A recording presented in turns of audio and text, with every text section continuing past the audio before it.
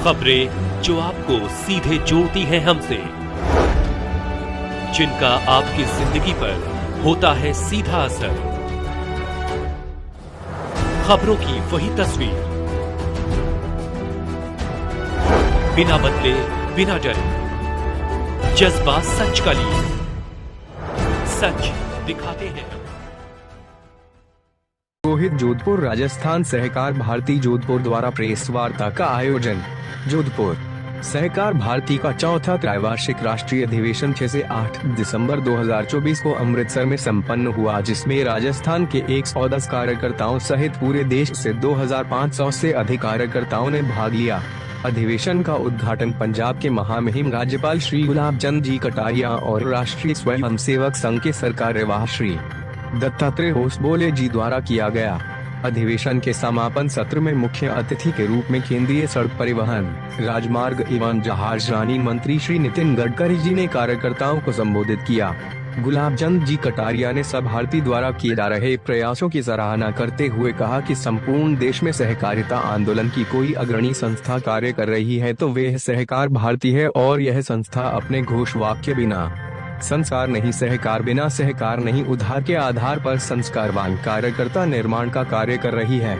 उन्होंने कहा कि जिन राज्यों ने सहकारिता को आत्मसात किया वे आज तरक्की पर है, परंतु जिन सहकारी संस्थाओं में भ्रष्टाचार और परिवारवाद घुस गया वहां सहकारिता का ह्रास हो गया।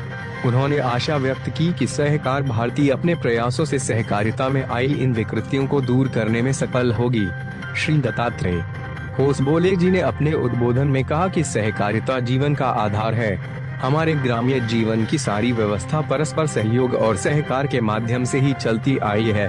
हमारे समाज की व्यवस्था ही सहकारिता के आधार पर है। समाज राष्ट्र की आधारभूत इकाई है जो संस्कार के बिना सुदृढ़ सशक्त नहीं हो सकती है। तभी संस्कार से सहकार और सहकार से उद्धार हो सकता है। उन्होंने कहा कि समरसता के बिना देश की एकता संभव नहीं है। देश को सुदृढ़ और सशक्त करने के लिए हमारे समाज में समानता और बंधुता होनी चाहिए। साथ ही उन्होंने पर्यावरण संरक्षण और नागरिक कर्तव्य पर विस्तार पूर्वक मार्गदर्शन किया और सहकार भारती के 8वें राष्ट्रीय अधिवेशन की सफलता हेतु कामना की। समापन सत्र में मुख्य अतिथि श्री नितिन गडकरी जी ने बताया कि वे स्वयं वर्षों से सहकारी संस्थाओं और सहकार भारती से जुड़े रहे हैं। उन्होंने कहा कि सहकार भारती उन संस्थाओं में से है जो यह विचार करती हैं कि सुखी, समृद्ध और शक्तिशाली समाज का निर्माण कैसे हो। यदि हमें देश को विश्व गुरु बनाना है तो यह सहकार भाव से सभी के सम्मिलित प्रयासों से ही संभव होगा। सबको साथ लेकर चलना यही सहकार भारती का मूल तत्व है।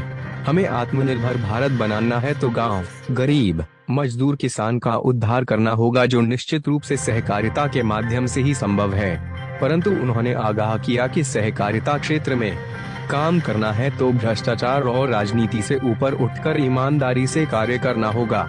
इस 3 दिवसीय अधिवेशन में सहकार भारती के विगत 3 वर्षों के कार्यों की विभाग के आगामी वर्षों की कार्य योजना पर चर्चा हुई तथा अगले 3 वर्षों के लिए डॉक्टर उदय जोशी का राष्ट्रीय अध्यक्ष और श्री दीपक फोरमसिया का राष्ट्रीय महामंत्री के रूप में निर्वाचन हुआ।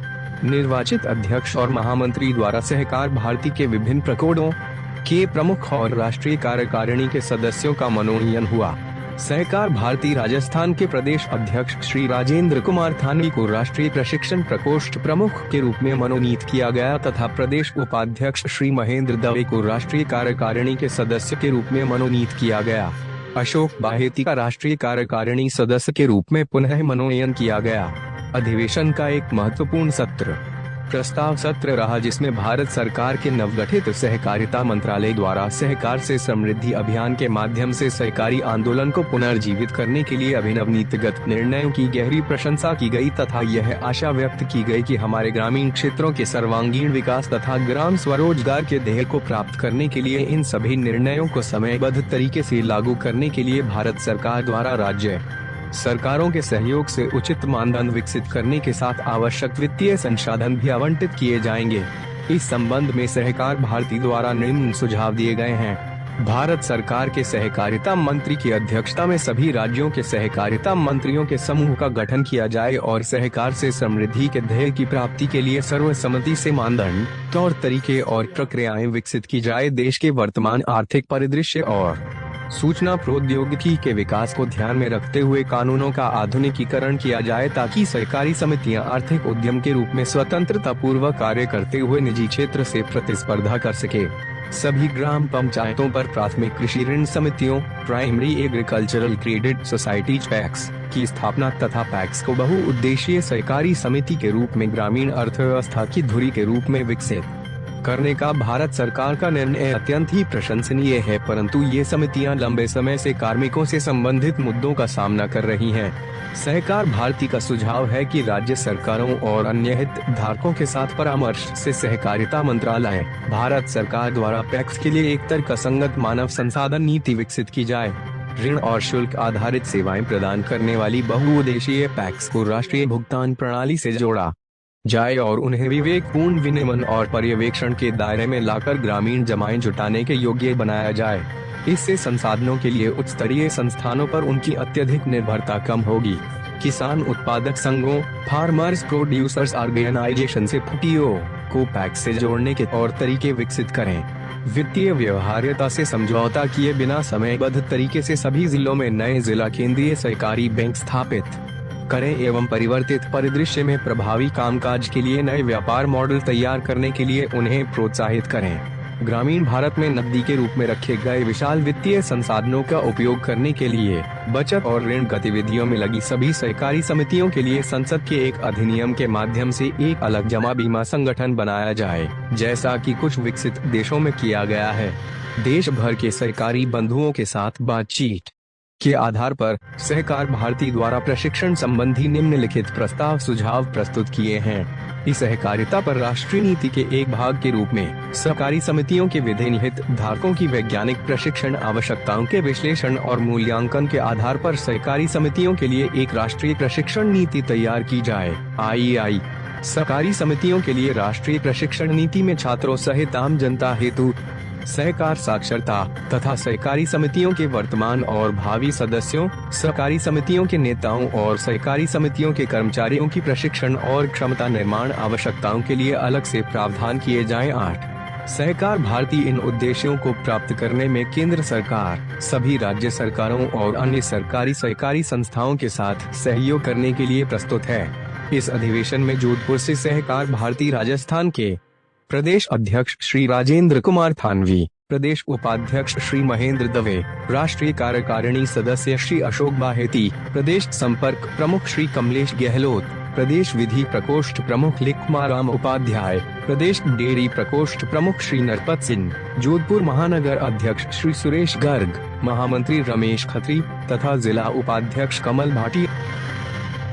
राष्ट्रीय स्तर की सहकारिता आंदोलन को प्रेरित करने की एक संस्था है, उसका राष्ट्रीय अधिवेशन 6 से 8 दिसंबर में अमृतसर में हुआ। इस अधिवेशन का उद्घाटन पंजाब के महामहिम राज्यपाल श्री गुलाब चंद जी कटारिया और राष्ट्रीय स्वयंसेवक संघ के सरकार्यवाह माननीय श्री दत्तात्रेय जी होसबोले ने किया। समापन सत्र में माननीय श्री नितिन गडकरी जी, केंद्रीय सड़क परिवहन मंत्री ने सदस्यों का उद्बोधन किया। ये जो अधिवेशन है प्रत्येक 3 वर्ष में होता है और इस अधिवेशन में चुनाव होते हैं अध्यक्ष और सचिव के, और साथ में सभी जो आमंत्रित सदस्य होते हैं। इस बार लगभग 2500 कार्यकर्ता पूरे देश से जुड़े थे, जिसमें राजस्थान से 110 सदस्य थे। तो उनसे प्रस्ताव लिए जाते हैं ताकि सहकारिता क्षेत्र को किस तरह से और आगे बढ़ाया जाए।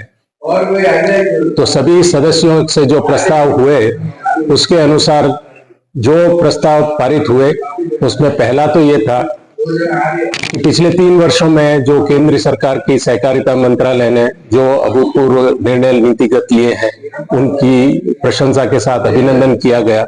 साथ ही ये मांग की गई कि इन सारे निर्णयों को समयबद्ध तरीके से पूरा करने के लिए केंद्रीय सहकारिता मंत्रालय की अधीनता में सभी राज्यों के सहकारिता मंत्रियों का एक ग्रुप ऑफ मिनिस्टर बनाया जाए और सर्वसम्मति से एक प्लान ऑफ एक्शन बनाया जाए। साथ ही प्राथमिक कृषि ऋण समितियों को सुदृढ़ करने के लिए जो निर्णय लिया गया है उनको बहुमुखी बहुउद्देशीय पैक्स बनाने का ये बड़ा स्वागत योग्य है, परंतु इसके लिए इसके जो कर्मचारियों की जो आवश्यकता है जो कैडर की व्यवस्था है उसके ऊपर एक नीतिगत निर्णय लेना आवश्यक है।